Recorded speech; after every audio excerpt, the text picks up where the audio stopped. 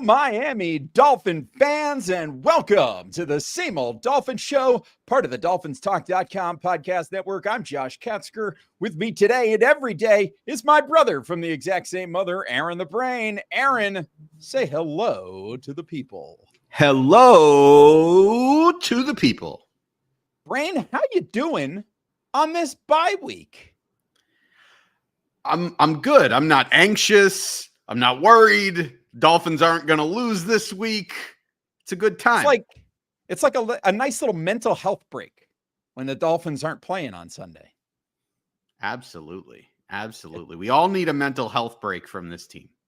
Yeah, it's good to take a little mental health break from worrying about the ins and outs and the day-to-day grind of the NFL football season. But, you know, and everybody has a little time to heal and to get better. They're nursing injuries. We got some guys who are banged up, and everybody gets to take it easy.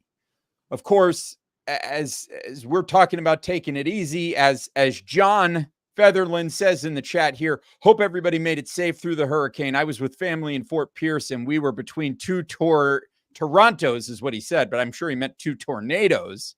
But yes, sending a special shout out to everybody in Florida that had to go through Hurricane Milton earlier this week. Hopefully everybody has largely come out unscathed. I know personally some folks who had some serious property damage, but fortunately everybody they know and love is okay. And that's the most important thing. Property can be replaced, lives cannot. So thank goodness everybody is hopefully that you know is safe and secure, having made it through Hurricane Milton. It was pretty horrific storm there in Florida. So John, sounds like John is doing okay. So that's good. Glad to hear it. And hopefully everybody else is as well. But yeah, other than that storm, which was, you know, kind of a nightmare, it's been an uneventful week in terms of the Miami Dolphins, which is good because we've needed it given the kind of highly emotionally charged start to the season. And so what we've decided to do today, because I think quite frankly, usually when there's a bye week, we try to take a break from the show, but it's early enough in the season that we just didn't feel like taking a break was the right thing. We wanted to keep going.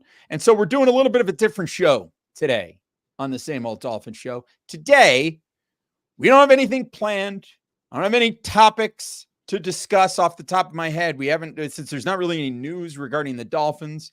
I mean, I guess we could talk about news regarding the Buffalo Bills and New York Jets, and maybe we'll do that for our Patreon extra, our Dolphins Talk Extra bonus segment. Talk about the Jets and the Bills. Although I think we're going to probably end up talking about both of those teams over the course of the show today. But this episode is a mailbag show. And for this show, we've just opened the door up to everybody to ask their questions of us, and we're going to field those questions, and that's what this show is going to be about. A full mailbag show. So if you are watching on the I'm a Miami Dolphin fan Facebook page or the Same Old Dolphins Facebook page where we're streaming live right now, you can put your questions in the comments. We'll see them come through. If you're watching on the Dolphins Talk YouTube channel, shout out to you. Take a second and hit that thumbs up button real quick, if you will, to like this video. We appreciate that. And leave us a comment with your questions. You can put it right there in the chat if you're watching live. If you're watching after the fact, you can put them in the comment section, and we'll try our best to come back and answer those after the fact. Subscribe to the channel if you haven't done that already. And of course, don't forget to follow us. I'm at Amplified to Rock. He's at Aaron the Brain. You can follow me on Twitter. You can follow me on Blue Sky. You can follow the show at Same Old Dolphins. You can download, rate, review, and subscribe to the Same Old Dolphin Show on Apple Podcasts, Spotify, Stitcher, SoundCloud, everywhere you get your podcasts.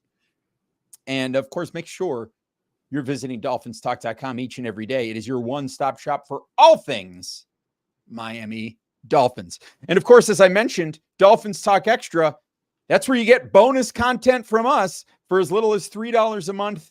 You get extra episodes of our show. You get episodes with Mike. You get access to the Discord channel, contests, all kinds of fun stuff over there at Dolphins Talk Extra. So head on over to patreon.com/Dolphins Talk. to get in on the action. And in fact, everybody that asked the question in the Patreon is getting priority access in terms of getting their questions answered on the show today. If you want to get in on some of that action, head on over patreon.com/Dolphins Talk. So here we go. Glad to have everybody with us. Let's, thanks to Telly Nation, who says, loves the channel, brothers. We will turn our season totally around. Shouts out from the Bahamas. Love to have a shout out from the folks in the Bahamas. We love that. All right. Brain, let's just dive into the questions. We're going to start with one that comes from John on the Dolphins Talk Extra Discord. The question is a fairly simple one, but maybe not as simple as it appears. It says, who rebuilds their team into a playoff winner first, Miami or the New York Jets?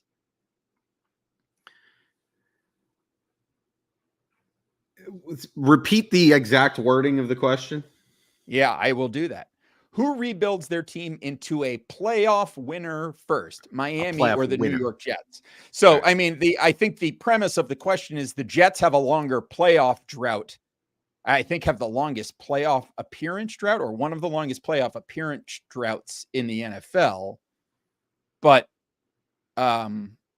they've won a playoff game more recently than the Miami Dolphins. But I think the question is, of those two teams, who is going to be the next one to win a playoff game? I think it's Miami, and hear me out on this. I think both teams face uphill battles. I don't think necessarily either team's season is entirely over and, completely, in that it's completely out of the question that they could turn it around. But I think the Dolphins have a cleaner pathway to it this year and then next year. I don't know how much longer Aaron Rodgers is going to play, and the Jets have really built themselves a team with a very small window. And so I think the Dolphins, even if you feel like this season is not going to go well the rest of the way, the fact is that the Dolphins still have a skeleton of a team that's built really strong. The quarterback question is going to be the question that looms as far as, even if Tua comes back here in a couple of weeks for the Arizona game and plays really well, like, what do you do long term there? And, is he we're just waiting for like another hit for him to get hurt? That's like, that's a legitimate question that I don't think anybody has the answer to. And that's probably the most complicated part of this. Aside from that, the Dolphins are going to have very defined needs at positions that are not considered premium positions going into next year. And those being interior defensive line and interior offensive line, specifically guard. Might we need a tackle? If we move on from Teron Armstead and Patrick Paul is not like a definitive answer there. Yeah, we might need a tackle, but and might we need an edge rusher? Sure, but they're not like top of the list, like absolutely have to have these things to become a playoff contender. The bigger question is quarterback. But if Tua Tagovailoa is healthy, and the Dolphins, we'll see what the Dolphins do with the rest of this season, and then they address those defined needs next year, I think they go into next year as a more complete team than they came in to this season. And next year was always supposed to be the year that they're supposed to be contending. Now, obviously, the way this season has started puts next year in like any context at this point, talking about the Dolphins being like a Super Bowl contender right now as they sit 2-3 and can very easily be 0-5, sounds very silly. But I think realistically, it's still in the range of outcomes, whereas the Jets have kind of built themselves to win this year. And if they don't win this year, it just kind of feels like, well, this is their best shot to win. And so if the Jets can't do it with a healthy Aaron Rodgers, like, when are they ever going to do it? Yeah. I think that's basically where I'm leaning, is that the Jets really have this opportunity right now. They are built for right now. The idea for this Jets team is that they were built to contend right now, because who knows how much longer Aaron Rodgers has. And it seems to be potentially going off the rails. They've just fired their head coach. They've demoted their offensive coordinator. Well, they haven't demoted him, but they've taken away play calling responsibilities. That's a team that is in disarray and seems to be in panic mode about how they are going to proceed. I think the on the other side, you have the Dolphins, whether you feel like they should be or not, are not currently in panic mode.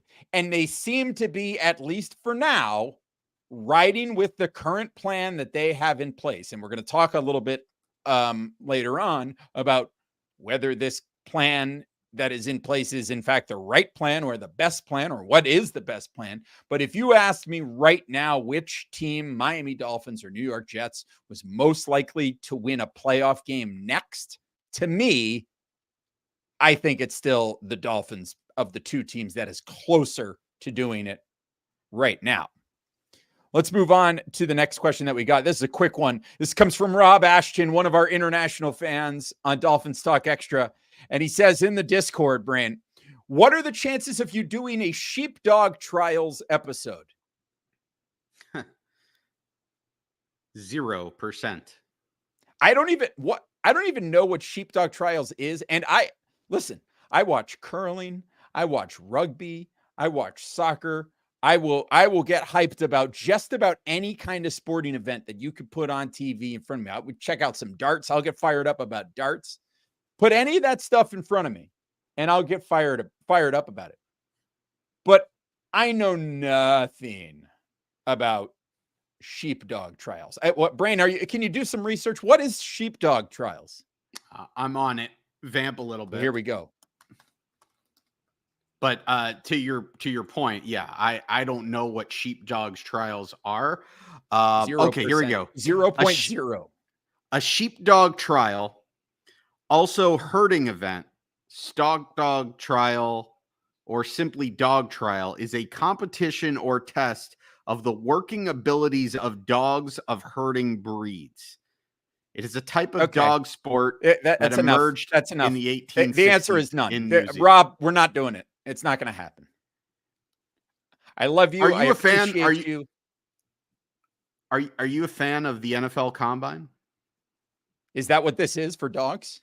That's what it seems like. Well, and I'll tell you what, I'm not into the NFL Combine, and that's people. So I got to tell you, although there might be an argument to say that the NFL Combine with dogs would actually be more entertaining. So, I got to tell you, I'm not saying we're ever going to do a show on it, but as somebody who will sit down and occasionally watch a dog show where all the dogs are doing is running around a little ring, seems more entertaining than just your standard dog show. All right. Well, Rob, Aaron has given you a glimmer of hope. I'm shutting down the idea, but listen, this is a democracy, so let's see what happens. We go to Twitter for our next question, and it comes from Ian Carter, Dolphins_Carter on Twitter. He says, is there anything positive to take away from the first 5 weeks, or are we looking at that number one spot? I assume that's in reference to the number one draft pick. I have a hard time believing the Dolphins are looking at the number one draft pick, but is there anything positive to take away from the first 5 weeks of the season, Bryn? Yeah, absolutely. There's not a lot, but there are some things. I think the play of the offensive tackles in general, I think the play of Calais Campbell, I think like individual players, I think your running backs in general, Devon Achane looked really great to start off the season. I think he was used more than he should have, and in ways that they probably were not planning on using him, which limited his efficiency over the last couple of weeks, not to mention the quarterback play. But Jalen Wright has come in and Jalen Wright has looked really good. I think there are certainly some positives here. But yeah, overwhelmingly, the majority has been bad, but I don't think this is a team that's really even going to be competing for a number one playoff spot. I would say this, and this might be controversial at this point in the season. Sitting here right now at 2-3, I think the Dolphins are more likely to be a playoff team than they are to get the number one pick in the NFL draft. Yeah, that was actually something that I was going to say, Brain, is that you want something to be positive about after 5 weeks for this team is the fact that this team has played as bad as it has played on offense and still won 2 games. That is a positive. You can, and listen, I am not a rah-rah homer cheerleader. I'm not gonna stand here and tell you that everything is, all hunky-dory with the Miami Dolphins right now. But I will tell you that despite everything, the fact that this team is sitting here with 2 wins when there are teams, the Cincinnati Bengals have 1 win, and they have been objectively 100 times better on offense than the Dolphins have been in this season. So the fact that you got the Dolphins sitting here at 2-3, that is a positive at this point in time. So it has certainly been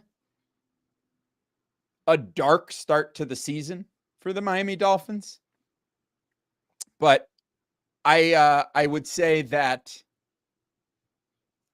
if things were to turn around and this team were to make a run and this team were to somehow win the division and make the playoffs, I think you would look at the fact that this team is 2-3 right now as part of the reason why, instead of being, they could be 0-5, they weren't far away from losing that Jacksonville game.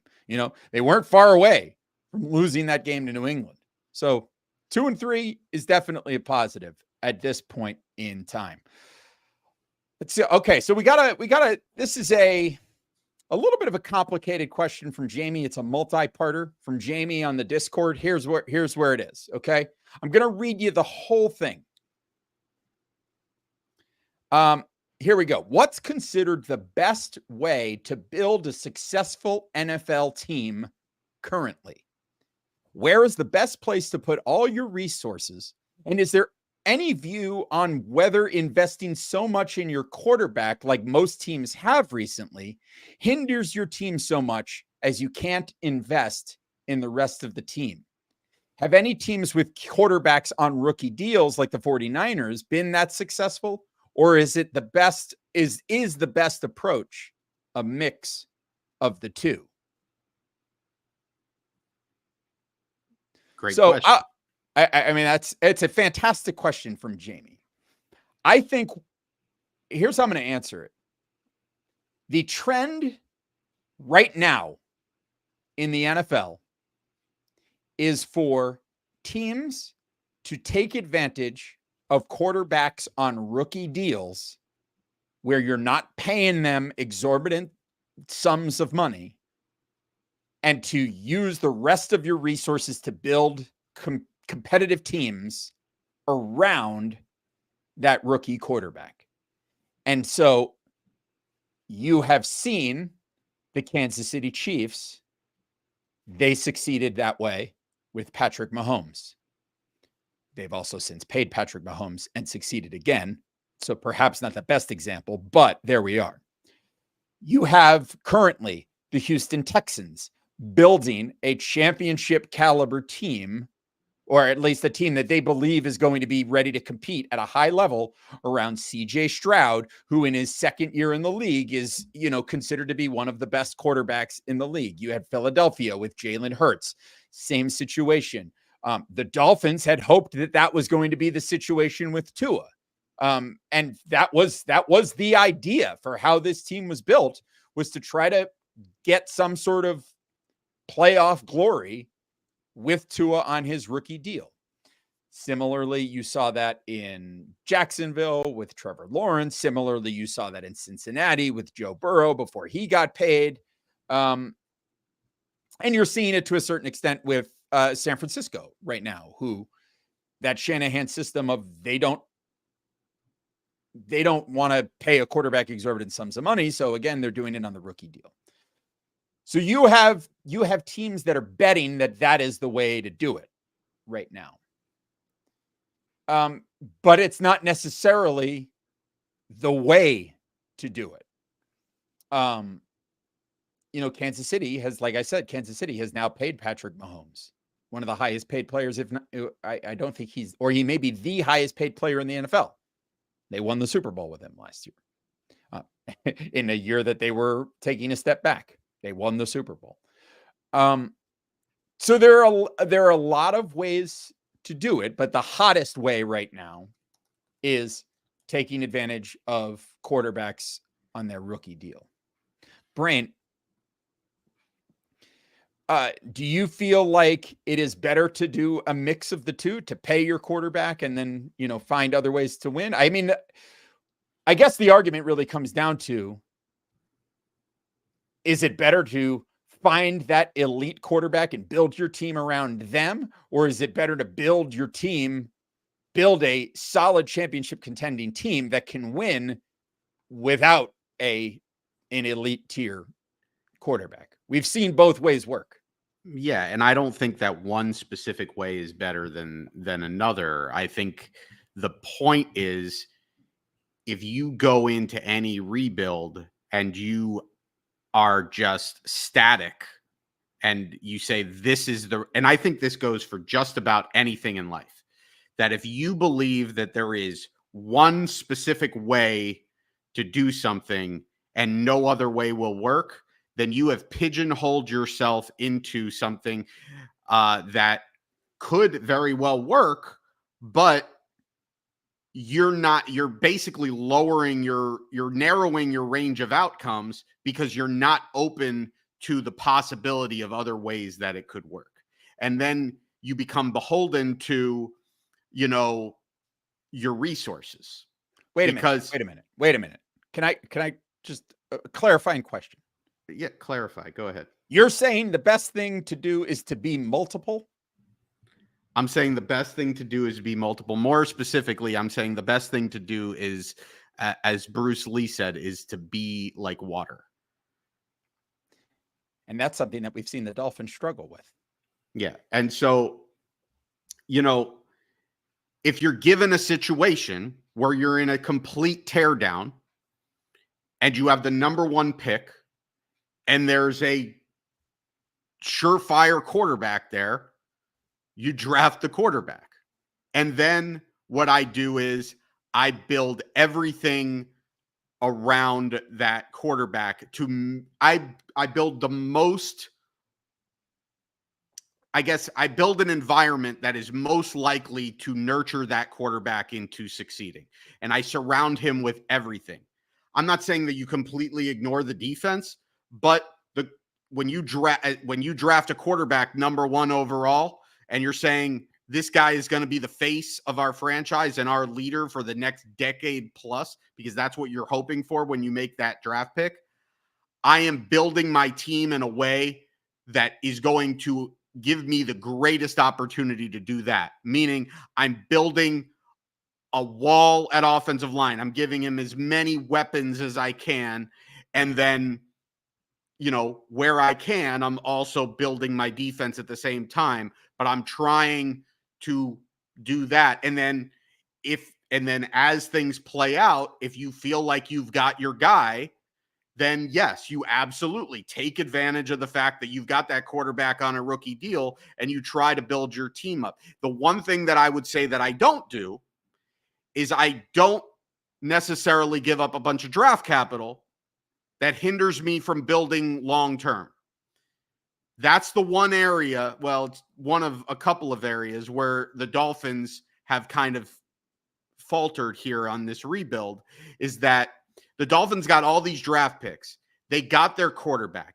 They got all these weapons, but because of foibles in some of the draft picks and in some of the free agent signings, in a rush to try to win a championship in the rookie contract window, the Dolphins also went out and gave up a bunch of valuable draft capital to try to get players to fit into that win now window. And that left the Dolphins lacking in other areas.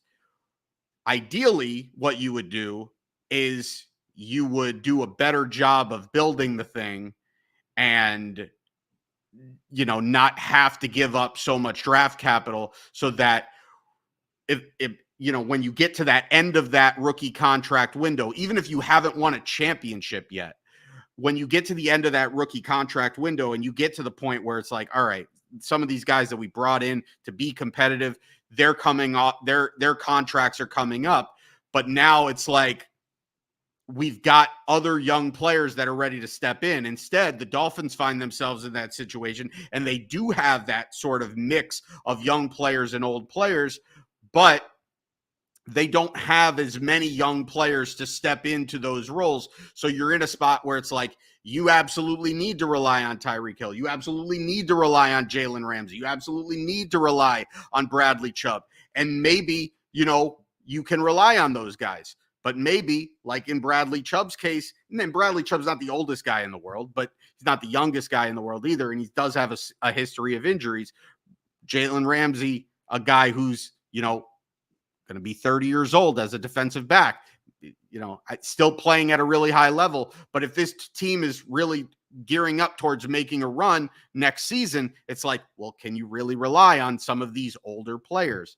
So I think, look, at the end of the day, there's more than one way to skin a cat. I don't think that either way is necessarily better. I just think you have to look at your situation and the opportunities that you have, the resources that you have, and you need to best utilize them.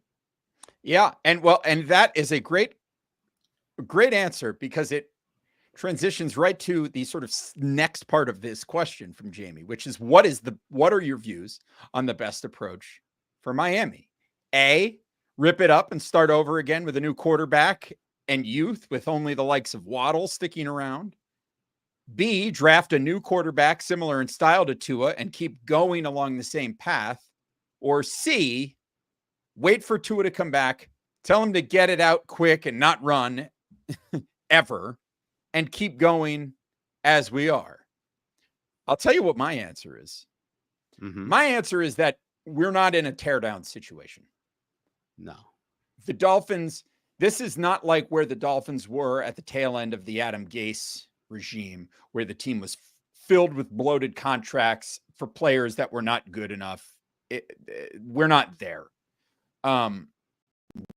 We are at a point right now where I'd say, listen, you have to understand that they're at an inflection point with the quarterback. And actually, I believe the answer is some combination of B and C. I think what's going to happen is we're going to get to the end of this season. Part of it is we have to see how this season plays out, because that's going to inform a lot. But I think either way, if we get to the end of the season, let's say Tua stays healthy. Okay. That's I think, optimal best case scenario, depending on your perspective. We get to the end of the season and Tua has managed to stay healthy.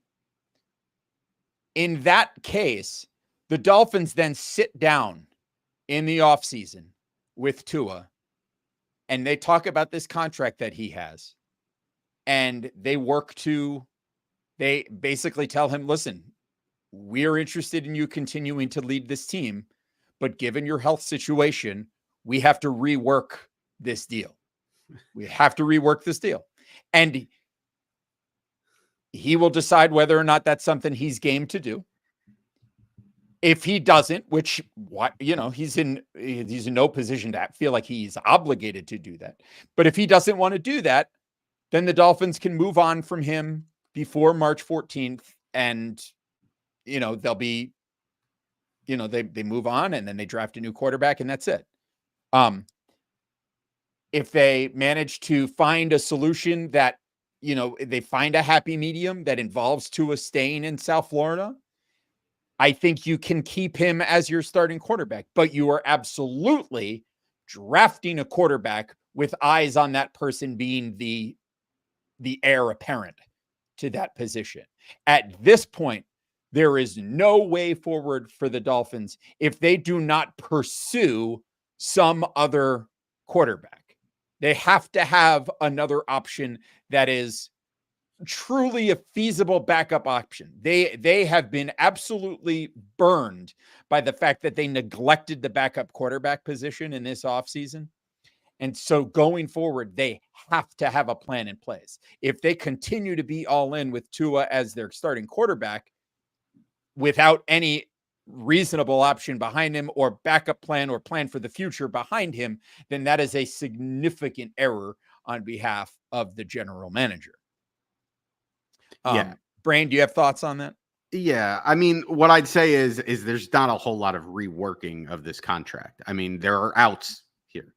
And there's no way Tua's camp is going to just tear up the contract. I mean, there's no reason to. Like, if the Dolphins want to cut ties with him, that's fine. Tua's still getting paid. But if the Dolphins want to rework his contract, they can restructure it as is. I mean, they have it in there, like the way this contract is structured out. If they're worried about next year's cap hit, but they want Tua to still be here, then they can literally just take his salary, put it into a signing bonus, and restructure it. The thing is that's a Dolphins team decision. That's not a Tua decision. That's because if the Dolphins don't want to restructure it, then they have, very clearly another out following next season, or, at the very least, the season after that, where if the Dolphins want to keep the contract as is, first off, if the Dolphins want to get out of the contract after this season, they can get out of the contract after this season. And they could save a little bit of money against the cap. They'd have to figure out who's going to play quarterback. They're not saving a ton of money. They're still going to have a bunch of dead cap from that. If they want to keep Tua around for next season, they can make the decision, well, we want Tua to be here, but we're not willing to restructure the deal because we don't want to necessarily lock ourselves in to the following year under Tua or the following 2 years under Tua by locking ourselves into restructuring this contract and kicking the can down the road. That's fine. These were all things that were there that I'm sure got talked about and discussed in-house when they decided to sign to offer this contract, and it was ultimately accepted. But the situation is what it is with the contract. I don't think they're going to tear up this contract and come up with a whole new contract. I just don't think that's feasible. They're either going to make the decision to cut ties with him, pay him what he's due next year without restructuring it, and then work their way around the cap, or they're going to, in the situation that you laid out where Tua comes back, he plays really well. He stays healthy the rest of the season. The Dolphins, maybe they make the playoffs. Maybe they win a playoff game. Then at that point, they're literally right on track. And they're going to say, well, we want to win the Super Bowl next year. We're going all in. Part of going all in means restructuring Tua for the better or for the worse. And they have a bunch of cap space and they can do whatever they want to do next season to load up the roster. But yes, the big thing is no matter what path they go, whether Tua is there or not, there absolutely has to be a reasonable backup plan. It can't be Tyler Huntley. It can't be Skylar Thompson. It can't be Mike White. It can't be Tim Boyle. And frankly, I don't think it can be a rookie quarterback either. I think if you're drafting a rookie quarterback next season and you're keeping Tua, then I think you need to invest.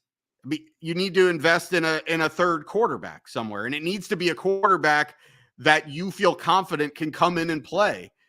And so in that case, if you're keeping Tua, I don't think you're drafting a quarterback in the first round.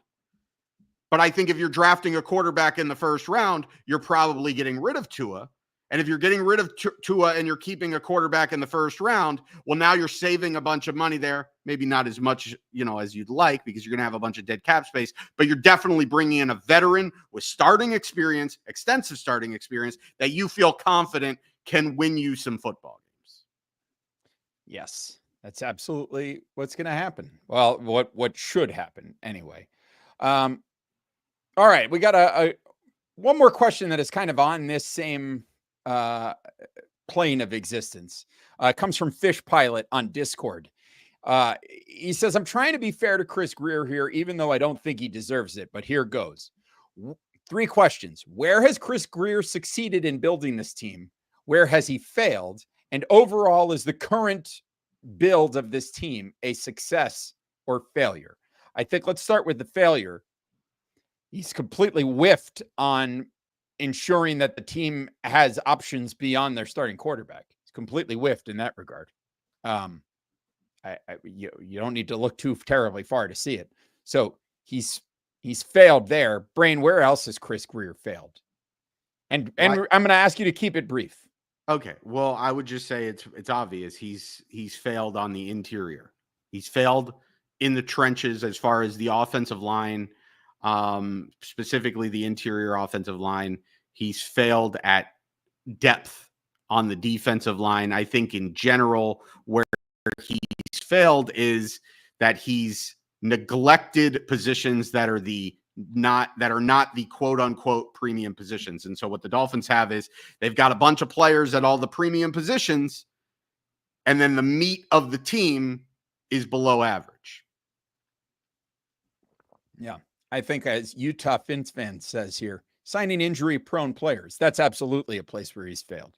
He has gambled because of it brings the price down on players. He's gambled that, signing guys with injury histories for a little bit less money who might be great players. If they pan out, then you're going to get a deal. But the problem is when you sign injury prone players, they're prone to injury. And that is exactly how things have played out. But Brain, where has he succeeded? I think one of the places that he's succeeded is that, and I'm going to jump in here to start with, but I think the vast majority of the contracts that he's handed out have been smart and structured well. That's one of the places where I think he's really succeeded. His team has succeeded. We can't attribute that only to him. He's got a number of people that are helping with the numbers, but I think he's done well there. I think he's been good at that. I think it's been a little bit of a mixed bag in terms of talent acquisition through free agency, but he's made himself available for the big trades. And bringing in Bradley Chubb and Tyreek Hill, I think were good additions to the team, even though I think the Bradley Chubb addition came a little bit early. But where else has he succeeded? Well, I think he's succeeded in building a competitive team. The goal of this rebuild was that the Dolphins were going to be a competitive team year in and year out. It hasn't resulted yet in playoff wins, which is ultimately the goal. But over the last 3 seasons, the Dolphins have been a good football team. The Dolphins have they're somewhere, I forget exactly where, but I think they're top 8 in the league in wins over the last 3 seasons. This is what, 3 winning seasons in a row, which the Dolphins as an organization haven't had since going all the way back to the Dave Wannstedt years. So it's not like it's been an abject failure. It just they haven't gotten over the hump. Yeah. That's fair to say. And then finally, Brain, is this build a success or a failure? It's a C. It's not an abject failure. And I think that's part of the reason why this thing is not going to, I don't think it should be torn down, but one of the reasons that it's not going to be torn down is because if you absolutely do a tear down now, you're literally admitting defeat. You're admitting that you screwed the whole thing up. I don't think that the whole thing is screwed up. There's definitely been mistakes that have been made along the way that have been compounded by other things. I think it remains to be seen because it's not a finished product. It's certainly taken longer than we all hoped, but I don't think it's a failure either. I think it's a C, maybe a C minus. Okay, fair enough. I think that's a fair grade. We got some more questions here that we're going to get to, but first I think we're at a good spot to take a quick break and check in with our sponsor. The DolphinsTalk.com podcast network is sponsored by Caneswear.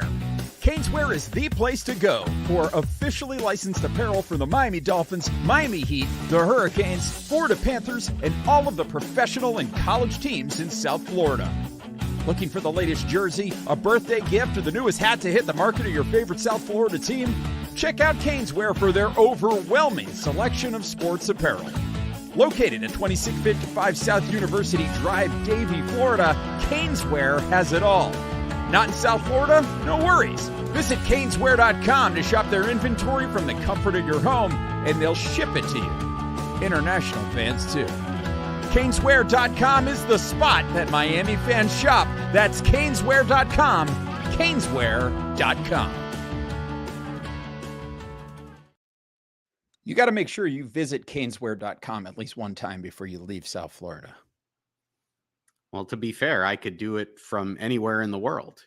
Yes, you could, too. but I'm saying, well, you have the opportunity to go and be there in person. You know, I feel like you should probably pay them a visit. Well, you said Caneswear.com, so I could go to Caneswear.com anywhere. I could go to Caneswear. I mean, okay, fair enough. Semantics. All right, here's a couple of non-football questions that come from Bobby B on the Discord. He said, how did nearly all of the hosts of this on the Dolphins Talk podcast network end up in New York State? Not exactly a hot spot for Dolphin fans. That's first question. Well, we'll say this. You and I are both from South Florida. I moved here for work in 2005, and you are moving here to be near me, presumably, at the end of this month. Mike is born and raised in Syracuse, but his family, and he's talked about this before. I think he actually answered the question on Discord, but he, basically grew up watching Dan Marino, and that became a thing.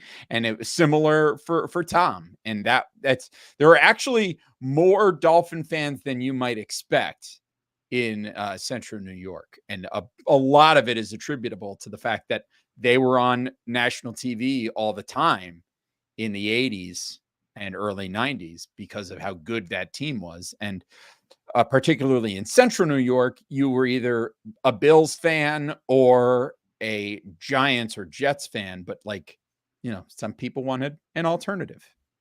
Second part of that question is, as a dad of two young kids, I'd love for them to like each other enough to host a podcast together one day. Any advice? Well, here's what I'll say. Brett, we didn't always get along. I mean, there were many fights, a couple smashed guitars, a couple hockey stick attacks. There was a time where we were at each other's throats, but I think, at the end of the day, it's important to always be open to conversation. And to be open to talking and if you can do that, then, if they can do that and they can talk to each other. And I think as long as there's an environment where there is where conversation and dialogue is encouraged, then I think there's a good chance that, eventually cooler heads will prevail and they will get together. Brain, is it anything to add to that? I think that's a good point. Anytime that, as they grow up, encourage them to hang out with one another, Yeah. That's the way these things work. You can't force, a sibling relationship, but, if siblings hang out with each other enough and, and they, like you said, they have the ability to converse with each other, and that's encouraged and the environment is right. Usually they're going to end up, forming some kind of bond. Are they always going to, host a podcast? Well, that depends on so many other factors. But the most important thing is, give them space to be together in a good environment and, see what happens. Yeah, I think that's the most important thing. Let's see, what else do we have? How about Here's one. Here's a fun one from Jeff Harris on Facebook. If you had to pick a favorite Dolphins game, what would it be? And then he adds, mine is the Thanksgiving game when Leon let it go. What is your favorite Dolphin game of all time? A great question. I think there's a handful of games that come to mind, but I think the one that I think the playoff win against the Colts, which is the last playoff win, that certainly stands out for me. But if it's regular season, it was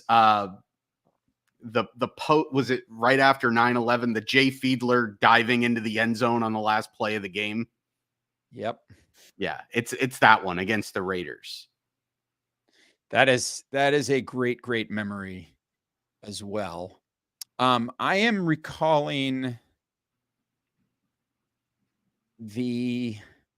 one of my favorite games was I think it was 93.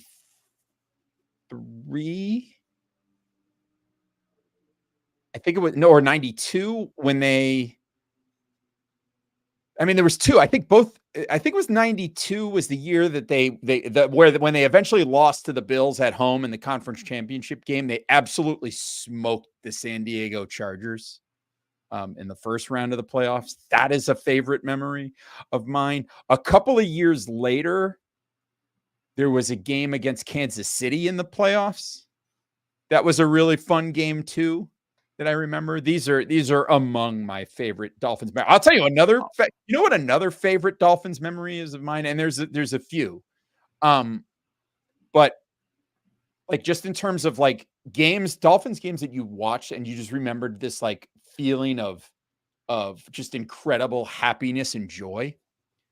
The Monday night game, Dolphins against the Bears. Dolphins wearing the aqua jerseys with the aqua pants, where Ricky Williams just went absolutely ham on the Chicago Bears on Monday night. And I think he ran for like 200 something yards in that game. That was a positive memory. Honestly, you know what? Another great. I got one. Go, because I could list off a bunch. The opener of I want to say the 95 season, after Marino had ruptured the Achilles against the Patriots, 500 yards against the Patriots, where both quarterbacks, between him and Bledsoe, was this epic shootout. I think both quarterbacks combined for over 900 yards passing. Yes. And Marino threw a touchdown to Irving Fryer on like a 4th and 6 that ended up winning the game. That was a big one. Yeah, and that was a game that I remember listening to on the radio because it was blacked out locally because the Dolphins didn't sell it out. Oh, I remember. I think we listened to the majority of that game, and then we ended up at like an Outback Steakhouse or something like that. Kansas City Steakhouse. University Drive in Cooper City. Somehow it's not there anymore. To have the game on. Yeah. They somehow had the game on. Game there. We were able to watch the end of it. It was magnificent. Honestly, another great all-time Dolphins memory of mine. Cleo Lemon hits Greg Camarillo for the overtime victory, the only win of the season for the Dolphins. I celebrated that win like the Dolphins had won the Super Bowl. And I think it was because they had so many chances to win it and then didn't. And then Baltimore had chances to win it and didn't, and missed field goals. And then finally that big play to end the game to get the Dolphins to win. That was an absolutely fantastic one. So a lot of good answers there. Oh, unbelievable. So, okay, let's see. We're running a little long here. I thought we would fly through some more of these questions. So I'm going to skip here's another one from Twitter from 3 Kids Are Blessed. Do you think that if McDaniel is given 10 years, do the Dolphins ever get a Super Bowl? I think if McDaniel is here for 10 years, the Dolphins have been really, really competitive. And I think at some point they break through. I think if things really aren't going to go well, I don't think McDaniel's here for 10 years. So I think if McDaniel is here for 10 years, I'm saying yes, he wins a Super Bowl. Yeah, he says, and then he goes on to point out that Andy Reid took him 6 seasons, Tom Coughlin 12 seasons, Is this just to get to a seasons. Super Bowl then? Yeah. Tony Dungy 11 seasons. Sometimes it takes time. You're right. Sometimes it does. Okay, here's one from Dolphins Talk Mike, and it's a play on F, Marry, Kill. He calls it Kiss, Keep, Kill, which I think we gotta workshop the title a little bit. But here we go. So the idea is that you'll have to keep one and put a diamond ring on their finger, kill one, and kiss one. By kiss one, it means there's somebody that's here for now. They hang out on the side. They can hang around for a bit. Maybe you get rid of them later. Maybe they stay. The 3 people, Tua Tagovailoa, Chris Grier, Mike McDaniel. This is tough. You want to go first? You want me to go? You want me to go first? I'm giving you this one first. All right. As much, oh man. I think I'm killing Chris Greer.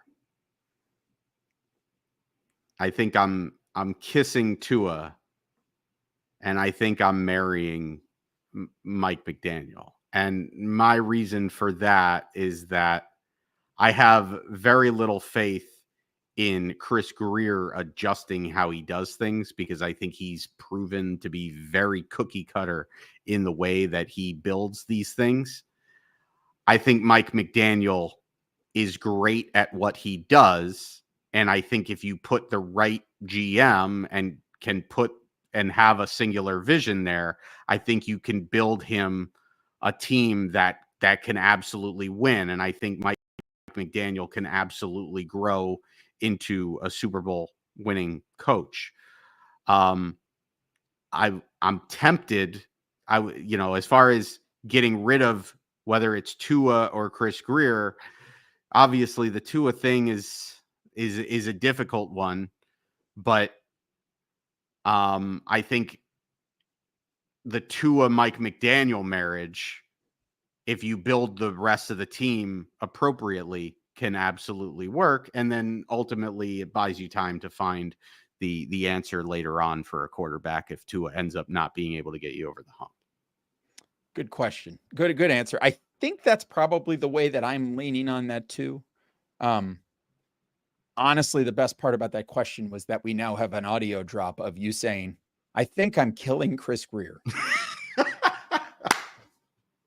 So that's great. A question on YouTube from Daryl Woodard.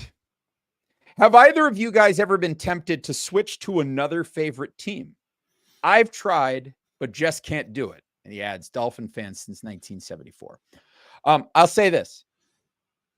I have never tried to not be a Dolphin fan.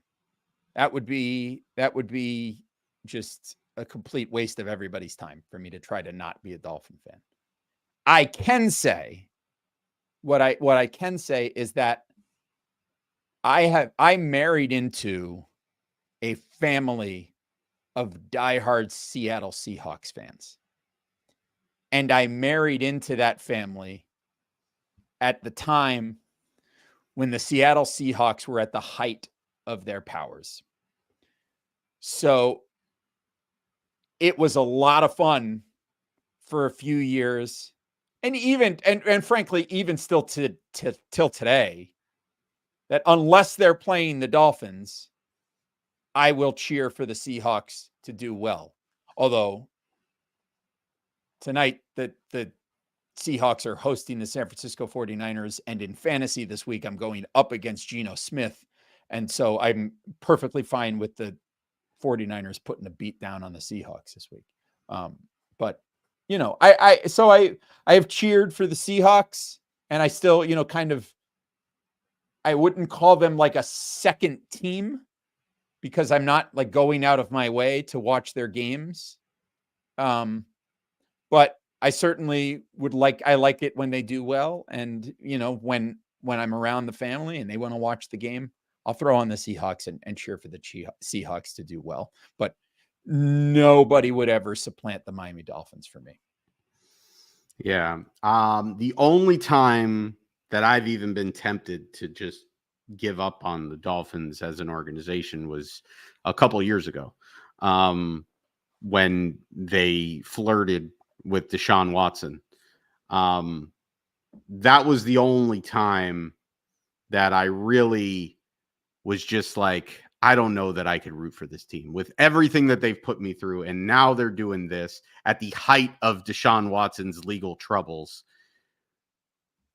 You know, after having drafted Tua, like with everything that had gone on with it and everything, all the heartbreak and mediocrity of this football team, I was basically like ready. But even then, you know, granted, the deal didn't get done, which helped. You know, if the deal got done, who knows? But even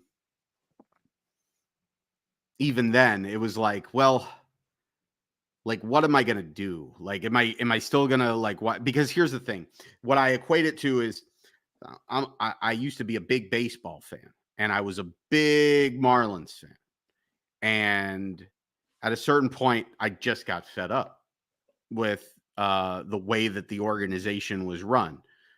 They weren't trying to win. They gave up, you know, they traded MVPs in back-to-back seasons, and they were just like not trying to win. So and eventually I was like, well, I can't invest my time in this anymore. And I just kind of like stopped watching baseball. I see what's going on casually, but I just am not a fan. And so like, for me, it would never be, I'm giving up the Dolphins and I'm adopting this other team as my favorite team. I think if I gave up on the Dolphins, I would just probably stop watching the NFL in total, because I just wouldn't have that emotional investment. I wouldn't have that connection that was ingrained in me that's through like, there's no way that I would just jump on another team and feel that emotional excitement. Like if I was to, let's say this season, become a Washington Commanders fan because I love Jaden Daniels, and Washington goes on a great run and in the next couple of years wins a Super Bowl, and I followed them to it. Will that feel good? Yeah, it's going to feel good, but that's not going to feel as good to me as it's going to feel to the Washington Commanders fans that have been waiting for the last 30 years for their team to get back to a Super Bowl. And that's kind of how I feel as a Dolphin fan. I'm just pot committed at this point. Yeah. It's the sunken cost fallacy. Yeah. Yeah. But it's like, I'm either there with the Dolphins, I'm ride or die, or it's nobody else, or I just stop watching. Which my wife would absolutely love. Yeah, I bet. If she's watching this, she's like, oh man, I got to get him to that point. There you go. John Featherland asked on YouTube, do you think we should get another backup quarterback now or ride with who we have now? If he's talking about this season, no, this season, you're not making any moves at this point. You've already made the decision that this is what you're going to do. I think you are like, I think he's alluding to the rumor that the Dolphins might be interested in doing a trade for Russell Wilson or something like that. But at this point, no. I mean, quite frankly, at this point, if you're in a situation where Tua goes down again, your season's cooked. And at that point, you're completely pivoting the offseason anyway. Yeah. You got to invest in a backup quarterback going forward. But at this point, if they were going to invest in a backup quarterback, it needed to happen like immediately after that Buffalo game. And, you know, if they'd have gone out and gotten like a Ryan Tannehill at that point, then maybe between that Seattle or Tennessee game, maybe they win one of them. If they got better quarterback play. But at the end of the day, like that move's not winning you anything in the long run. So you've made the moves that you're going to make. And like, if Tua goes down again, at that point, you really are just like you'll win what you can win with what you've got. Yeah. And, you're probably going to end up with a really good draft pick. Yeah. I mean, if Tua goes down again at that point, you're just kind of, let's just see how high we can pick in the drafts, because you know what you're looking for in the offseason. We got a question from Joey Dotson. I like Jason Sanders. Is on Facebook. I like Jason Sanders, but he makes me nervous with every kick. Do you guys think he's still our long-term answer? And then he adds, we need to fix their special teams blunders and dumb penalties on offense. Long-term answer, I don't know, but Sanders is fine. I will say that I don't think Jason Sanders is a game-changing type of kicker. But I also don't know that place kicker is an area of concern for the Dolphins at this point, if that makes sense. Yeah, I mean, you got to wait and see what the rest of the year, how it goes with Jason Sanders. He's certainly going to be here the rest of the season. But after this season, the Dolphins could save roughly $3.5 million next season moving on from Jason Sanders. So if you don't have unless you feel like Jason Sanders is this super reliable kicker that, and you're worried about being able to replace him in a year that you're trying to make a push to win a title, then, you're probably moving on from him. But it's if you do feel like he's super reliable, then you're keeping him. But if you felt like he was super reliable, we wouldn't be having these questions every single year now. So which is the whole thing, right? Yeah. At this point, we've seen enough of Jason Sanders to know he's a more than capable kicker. He can make some long field goals. But I would say at this point, he's probably an above average kicker. He is who we think he is. All right. Final couple of questions. First, Jamie V on Discord again. When you think of fans from other countries, what immediately springs to mind? So, for example, us English, the Queen, fish and chips, Harry Potter, and bad teeth, ? Which I think is amazing. An amazing question. What I think of when I think about international fans of the Miami Dolphins is passion. It's passion, it's enthusiasm, it's energy.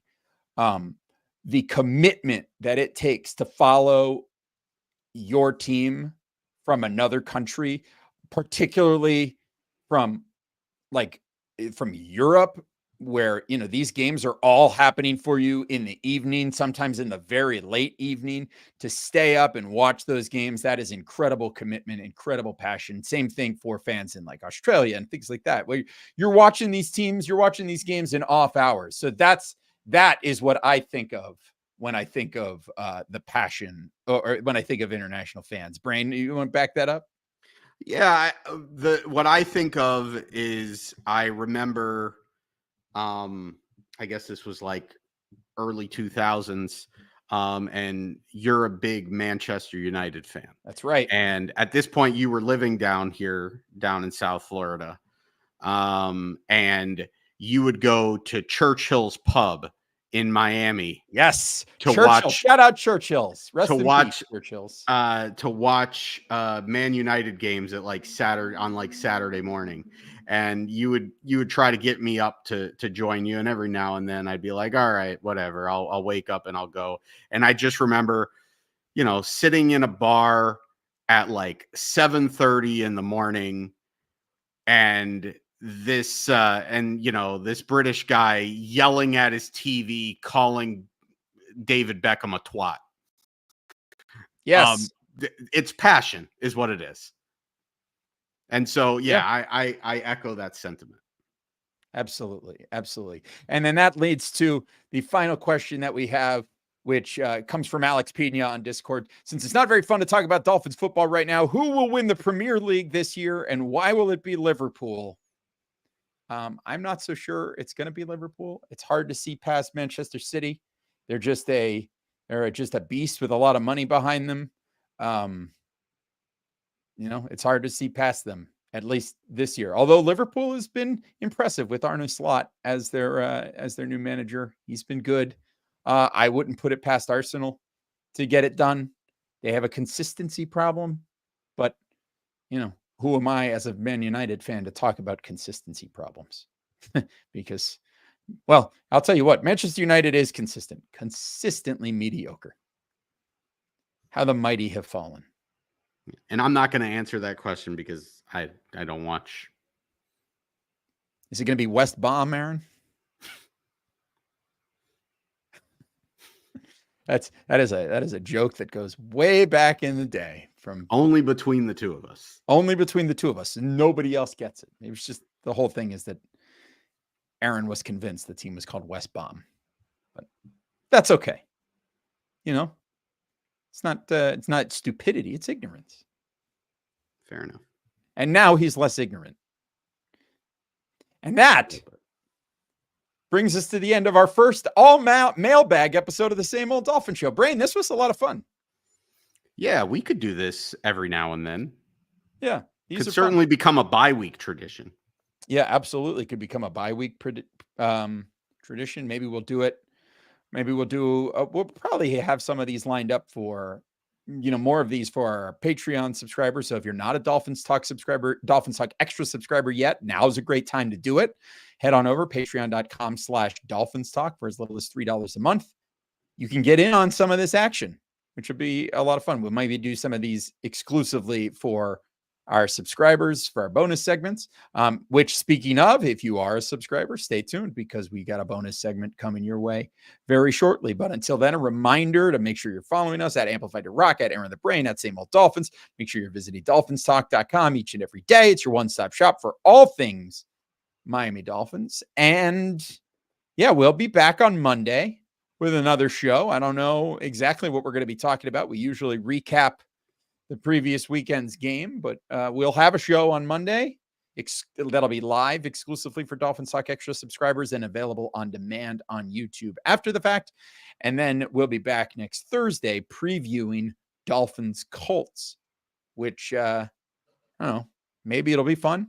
Maybe it'll be painful. We'll just have to wait and see. Brand, any parting words for the people? No, this was a lot of fun. I like the idea of it being a regular thing on Patreon. Good. Well, there it is. So get on over. Dolphins Talk Extra. That's it.